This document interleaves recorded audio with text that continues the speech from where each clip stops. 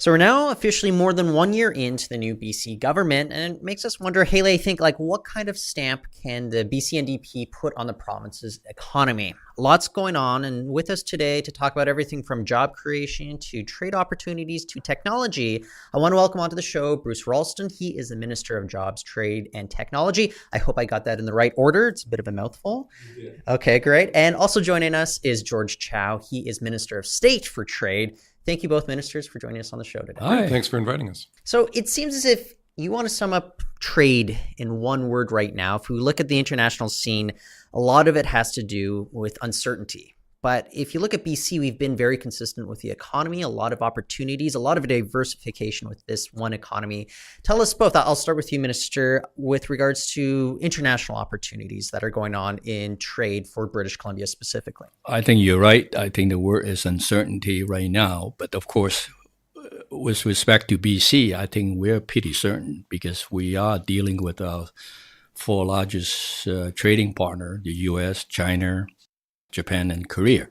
And as you know, we have had a trade mission led by the Premier at the end of January this year to China, Japan, and Korea in order to build upon the previous relationships. Our main message was that BC is open for business. We are here to trade, to welcome investment in order to create good jobs for British Columbians right here at home. So I think we are optimistic as far as Trans-Pacific trade with these partners that I was just talking about. And of course, we have opportunity to explore other markets as well. India, being the fifth largest trading partner to BC, and as well as the Asian nations in the region as well. So we have ample opportunity. I think we need to explore those opportunities. I'm curious, from your perspective, Minister Ralston, when you're going around traveling throughout the province, boosting a lot of the trade opportunities that exist here, I mean, what are you telling businesses? Are you able to reassure people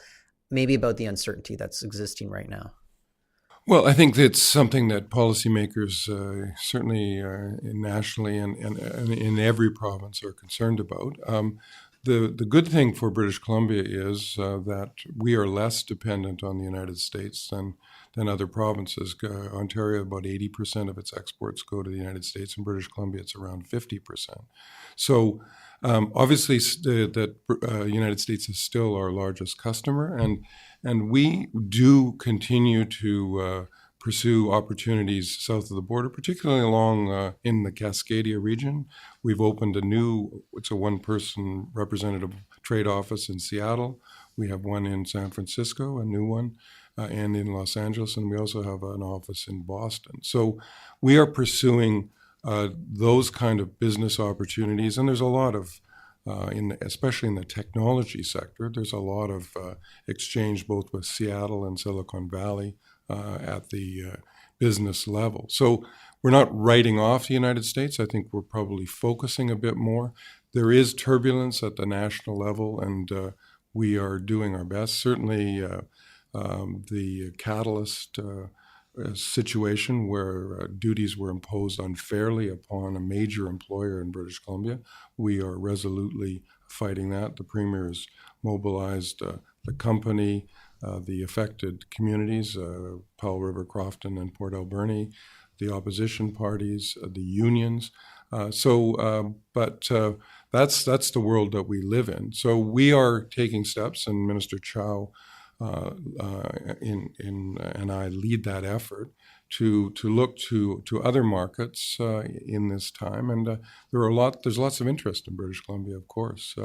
People are attracted by a number of aspects of it, our first-class educational institutions, the talent. That's typically what people come back to when they talk about British Columbia, is the range of talent that we have here that really, for driving a lot of businesses forward, it's impossible without those kind of people, and that's what draws people here. So I think we are interested in new investments. We're also interested in helping existing businesses expand, and I think we have a pretty good story to tell, and increasingly people are listening to it. On the topic of helping businesses here expand, the BC government opened recently a new trade and investment office in Singapore, which is in a prime location to take advantage of the CPTPP once that's ratified. And Minister Chow, I'm curious about what the strategy is on the ground here in BC to communicate and relay some of the opportunities that will exist once we have the CPTPP in effect. Well, we are working, of course, our staff is working hard in terms of spreading out the message. Like you said, Minister Ralston, we probably could speak to that.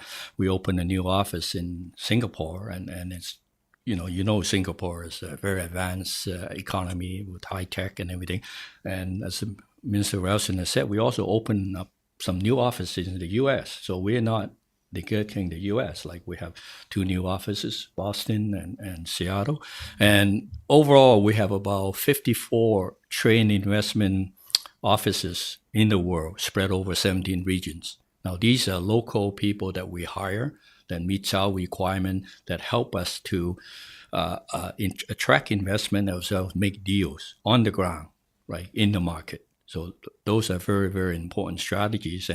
And we also have a export navigator program that would help small businesses, particularly in the rural area, in terms of how to export. Because for these businesses, it's very difficult to really, because of the limited resources, to really learn how to actually package, for example, what are the requirements of these countries and what are they emphasized in terms of cultural and technical. So we are trying to do that for our small business. I mean, ultimately, it's really to create good jobs for British Columbia.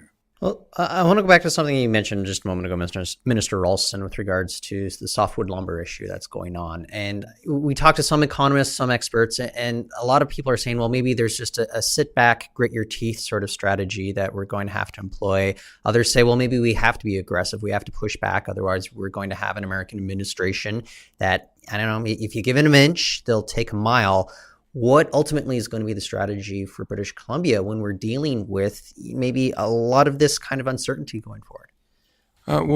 You did mention softwood, and that's distinct from catalyst, because catalyst is a duty on newsprint. But the softwood lumber deal, when Premier Horgan first came to office July 18th of last year, 2017, within 2 weeks he had met with the Prime Minister on a trade strategy and then went to Washington, met with then Secretary of Commerce Ross and Trade Representative Lighthizer. The view was that British Columbia, being the major player in softwood exports, had a really keen interest in settling that. We were optimistic that there was an opening there where there might be a settlement. That did not come to pass. I think the good news, at least temporarily, and certainly Susan Yurkovich of the Forest Employers Council would echo this, is that prices have been very high. And so although there has been duties put on by the Americans, it hasn't inhibited sales. And in fact, companies in British Columbia are doing well. But that's at the cost of higher prices for American consumers to buy lumber to build homes. That's increased the cost by $5,000 to $10,000 per household. But that's the consequence. But that is a temporary fix. I think what is clear is that we can't stand still. We have to strongly assert our position. And in the case of catalyst, the duties are completely unwarranted, and there's no legal justification for them.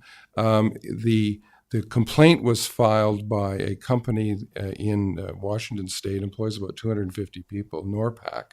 It's run by a hedge fund out of New York, and they are running it for the personal advantage, the financial advantage of that particular company.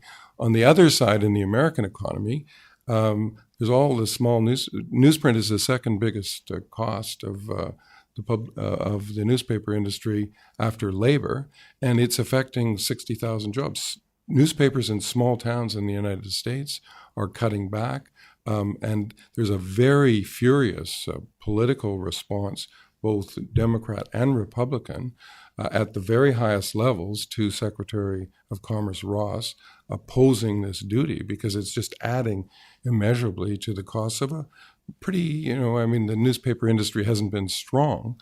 So I don't know what you're talking about. Yeah. So well, you understand that. So that's why we're fighting back, and certainly we're working closely. But these are the leadership on this file is federal, and Minister Friedland has done I think a really superb job in drawing the provinces in. All our representations are heard and acted upon, and we've stayed together united. But there's the steel and aluminum tariff, which has had consequences. I mean, we have the biggest aluminum producer in North America in Kitimat. That's 1,000 direct jobs.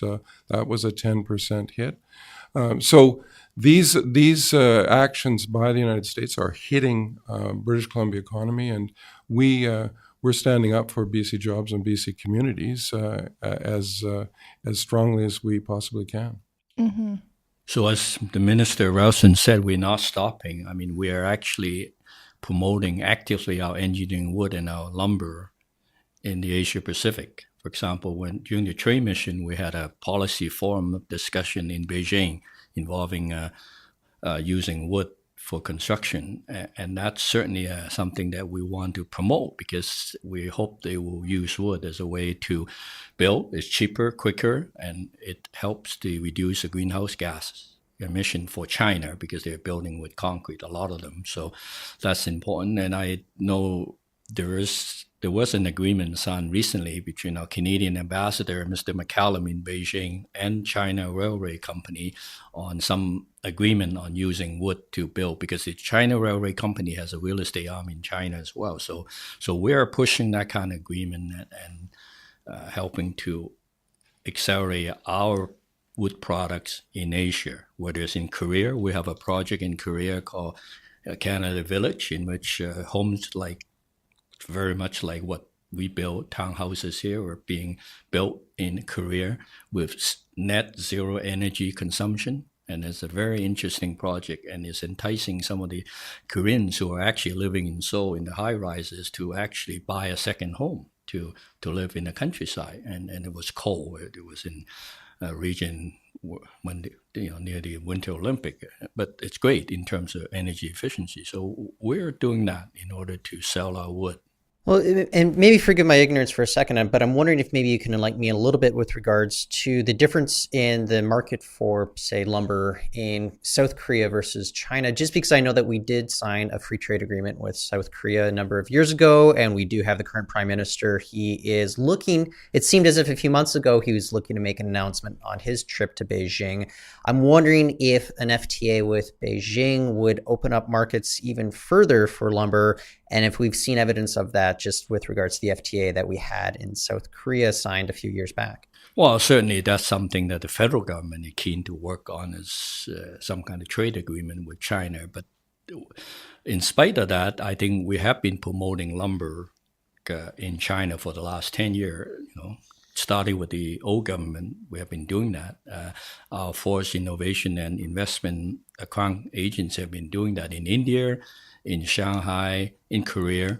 So, we're doing that product by product. Sure, it would be great if we would come to some kind of free trade agreement. But right now, we are just promoting the products that we have strengths on. Agri-food, seafood, clean technology, lumber, engineering wood. Those are the items that we're promoting in order to sell, other than the U.S. So that's really our mission, our objective. And again, is trying to create good jobs for British Columbia here at home. Mm-hmm. And you do mention the Korean FTA. That's been very successful. That's something that we supported when we were in opposition. And the Korean economy, it's very dynamic, very intense. I think it reminds me, I suppose, just because of the geopolitical situation, there's an intensity and a speed to market that you don't find other places. They're certainly not complacent in their business practice. So, but the opportunities are huge there. And when we were there, we signed an agreement with Gyeonggi province on digital technology, and there's actually been some companies that have followed up within 3 months. They've been over here. I don't know if you know Kabam Studios in mobile games. I'm not I don't play many mobile games, but You're not an Angry Birds guy, or no? no, but Okay. they're a big franchise, and they're owned by a company in Seoul, Netmarble, which is it's a global leader. They're at 25% growth annually in that sector. So they've invested in that franchise here, and they have holdings and companies that they own in San Francisco and Austin, Texas. But the opportunities for in that particular in the digital gaming sector are huge. Vancouver has a leading cluster in that area, and so we're expecting more interest and more investment from partners not only in Korea but in Japan as well. Mm-hmm. And Vancouver and BC were certainly on the map in terms of our creative industries, gaming, technology. Do you think some of the uncertainty south of the border has maybe led investors abroad to focus a little bit more on opportunities in BC in those spaces? I think so. I mean, just to give you an example, which is a slightly different take on it, there's a scientific network in Germany called the Helmholtz Network. They are 18 locations. They have a $3.5 billion, that's euros, in terms of research. They came to North America. They didn't go to the States. They went to Montreal, Toronto, Edmonton, Vancouver, and there's been a follow-up meeting or a conference since that time. They're particularly interested in quantum computing, where British Columbia is a leader with D-Wave and 1QBit.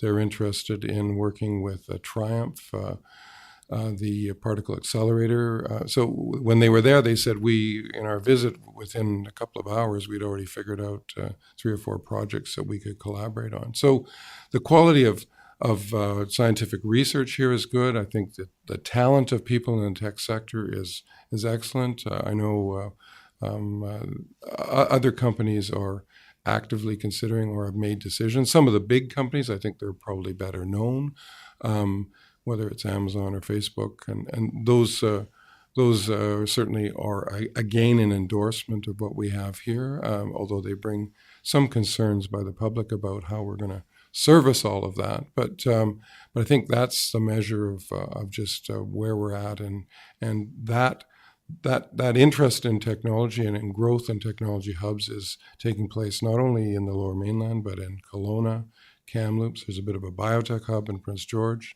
Nanaimo, Victoria. So it's spreading out through the province, and there's opportunities not just in the Lower Mainland. Well, you mentioned that there are concerns amongst the public about how we're going to be able to service a lot of these tech giants coming in, and they obviously want to be here in Vancouver, and I understand that. Are there concerns, though? I mean, if you look at situations going on in Seattle or the Silicon Valley with housing costs going up, it's tumultuous right now in Seattle, and I'm wondering if there are steps that we can take here in British Columbia to sidestep those issues, make sure that it doesn't come to that. If we're talking about, higher salary prices driving up the housing costs even further, we're already in the midst of a crisis right now here in BC.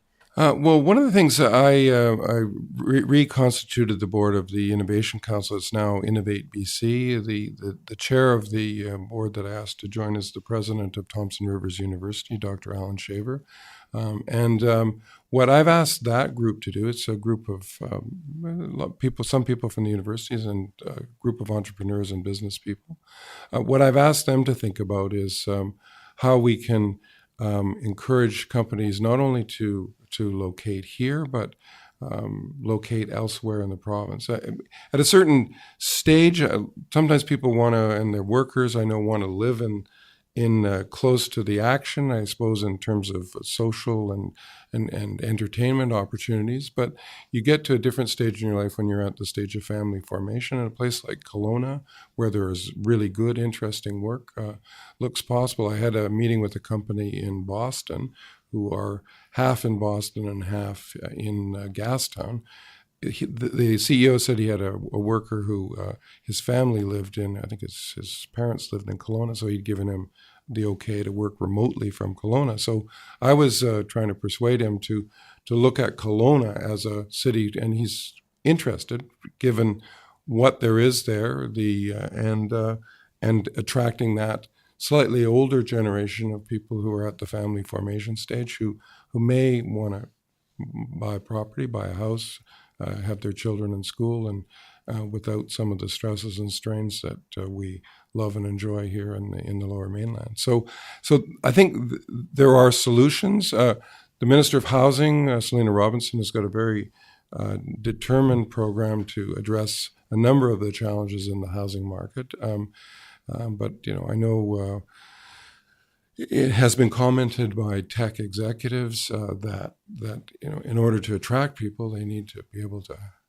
have a place to live. So I think that's sort of axiomatic. But so that those are challenges that we are working on, we're aware of, and we are working on. No, we are aware of that. I was a counselor for 6 years in Vancouver. So basically, we are, of course, working with the city to promote the building of rental housing, which is very important. And the other thing, of course, is we are embarking on investing a lot of money into transit. And that's certainly another way of trying to get people to be able to go to work on transit, not having to drive. So that's certainly an infrastructure that would benefit the people and creates jobs as well. And I think, yes, housing is a big issue, and particularly in the urban center here. And you're working hard, like Minister is saying. Minister of Housing, Selena Robinson, is working on that. I'm also curious, though, if we go backwards just a little bit to trade, because the one thing that we've been talking to a lot of people from, say, Europe about is CETA, the Comprehensive Economic Trade Agreement, if I'm getting the acronym correctly there. That's right, you are. Opportunities that exist between BC and Europe. They're on the other side of the Atlantic Ocean. We have a lot of strong connections to those, trans-Pacific relations there. What do you see for opportunities that exist between BC and European nations that are in the EU and are privy to the benefits of CETA going forward? Well, it's a huge market, over 500 million people. I think we share, when we compete with some countries elsewhere in the world where they have lower environmental standards and lower labor standards, and we can't compete. To some extent, innovation is our competitive advantage. But I think in Europe, clearly, those issues don't arise. It's a huge market. There's lots of connections, and we have the direct flights, whether it's direct flights to Amsterdam, to London, to Paris, to Frankfurt. So there's ease of access. Direct flights really make a difference in terms of business relationships. And there's a range of opportunities with both. I was recently meeting with it's a parliamentary committee from the German state. They're a federal system of Baden-Württemberg. They had the full parliamentary committee, all 21 members were out here in Vancouver. They're in the southwest corner. Heidelberg, I think, would probably be the city that people would know the best.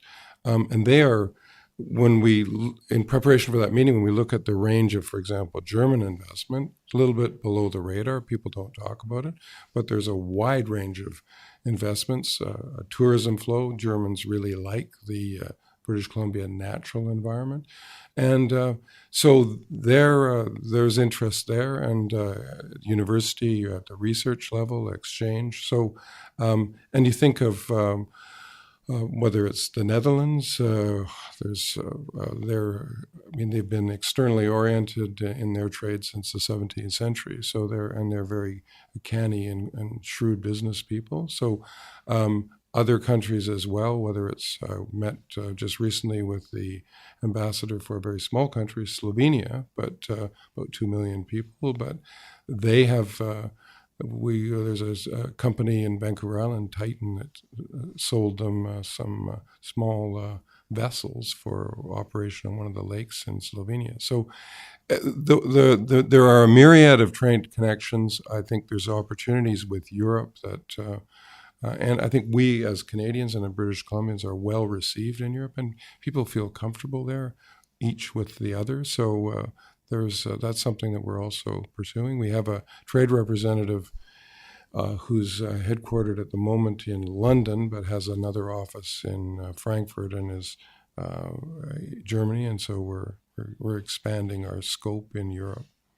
And as we expand our scope in trade, generally, obviously, capacity and our ability to facilitate trade becomes an issue. We're the gateway to Asia. We're Asia's gateway to North America. And in Metro Vancouver, there's an industrial land supply crunch. It's a complicated multi-jurisdictional issue. I understand that, but maybe one of you can elaborate on the role the provincial government can play in ensuring that we can facilitate all this new trade. Do you want, or maybe I can deal with the industrial land thing, or you? Well, I think that's certainly very important. I mean, for example, in the city of Vancouver, a lot of people wanted to turn the industrial land into, condos, but I think we also have to make a living. So I think we have to be realistic in working with the municipal government, how we can retain industrial land just for warehousing, for example, is very important, because if the price of industrial land, gone up so much that it's impossible for them to be located in Vancouver, then you have a big problem, because then a lot of the stuff would have to come from far away by trucking, and it's not good for the environment. So, yeah, that's certainly important. And in terms of capacity, I think that's something that we're aware of. For example, on the e-commerce platform, there's Alibaba from China, but there's also Coupang from Korea, which is like the Amazon, the Korean Amazon. And we're mindful of the fact that they want to list product from British Columbia that are unique and, at a higher price. Those are the ones we could compete on.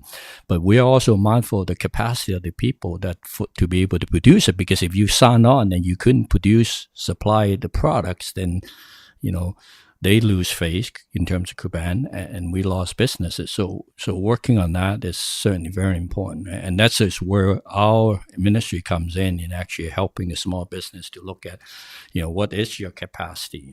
You want to get on this e-com platform, but you have to know that there's certain obligation you have to do. But I fully understand some of the, I've been approached people saying, why don't you turn some of the AL out into a building condo? I mean, but we also have to make really a living too.